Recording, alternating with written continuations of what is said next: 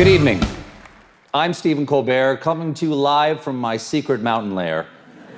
I really wish I could be there tonight, but unfortunately, Anthony Fauci is standing just outside my door with a taser. I am honored to celebrate my friend Jon Stewart receiving the Mark Twain Prize for American Humor, sponsored by America's funniest corporate financial service institution, Capital One. What's in your wallet? Tonight, it's laughter. First, entirely fitting that Jon is receiving the Twain Prize. In fact, I think Mark Twain would be lucky to get the Jon Stewart Prize. Boom. They have a lot in common. Yeah. They're both brilliant satirical writers, both called out the hypocrisies of their times, and like Mark Twain, Jon also appears to have been born in 1835. Jon's not only a comedian, he's also a prophet. Years before anyone had heard of COVID-19, Jon wore nothing but stained sweatpants and avoided all human contact. He tried to warn us, but we didn't listen. Now, it has been said that a genius is one whose work changes their art form forever, and Jon certainly changed late night. All of us who do topical humor on a daily basis are standing on his shoulders, which reminds me, I do hope you're taking the Boniva, Jon. It looks like you drank out of the wrong chalice in an Indiana Jones movie.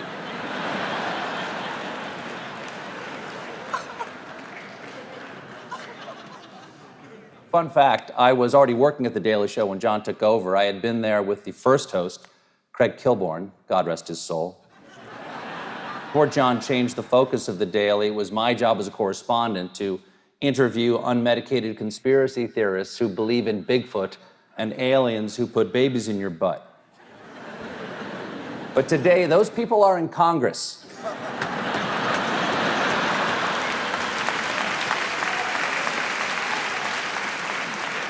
Now, in addition to being a legend in late night, Jon is one of my dearest friends. One of my dearest work friends. And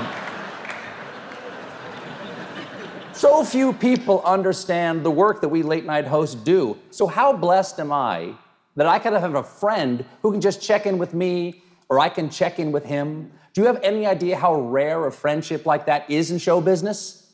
Rarer still, we didn't turn it into a podcast. Of course, all of us here know that Jon is a brilliant comedian, but his close friends know that Jon's true passion is recreational anxiety. It's his superpower. Instead of a radioactive spider, Jon was bitten by a clinically depressed squirrel. But that is why he's the perfect person to publicly worry about the future of our democracy, why so many people think he should run for president. And I get it. Yeah, he's got a lot in common with Bill Clinton. A keen intelligence, the veganism, the rapid aging. And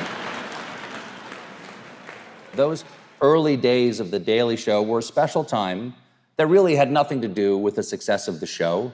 No one was really watching. It was all about the fun we had with each other and about how much we cared about getting the jokes right every day. And that spirit of adventure, that feeling that we were a band of happy pirates, that all started from the top with our fearless and ridiculous leader. And the show really came into its own in the 2000 election. I remember the night that Al Gore conceded after 32 days of indecision and legal wrangling. We finally got to perform all these pieces we'd been sitting on for a month. And it was a really great night. And I remember I was sitting at the desk with Jon, and as we went into the last commercial break, I turned to him, and I don't know if you remember this, Jon, but this is true. Under the applause, I said to you what was in my heart, what I knew to be true. I said, this is the best job on television.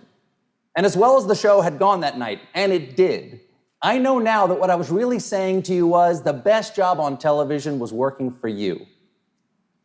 I meant that when I said it in 2000. And 22 years later, I no longer mean that. I have a way better job now. Okay? I make a lot more money.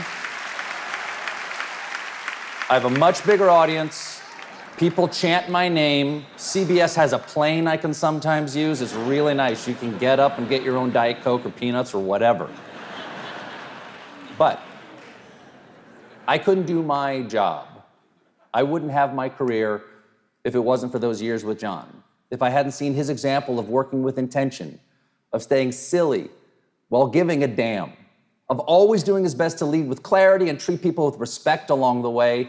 He is the kindest, most thoughtful friend, the fastest mind, the stupidest doofus, and most passionate patriot for whom his love of country is no joke. So, ladies and gentlemen, join me in congratulating the most fitting recipient of the Mark Twain Prize I could imagine, my brother, Jon Stewart. Thank you, Stephen. Thank you.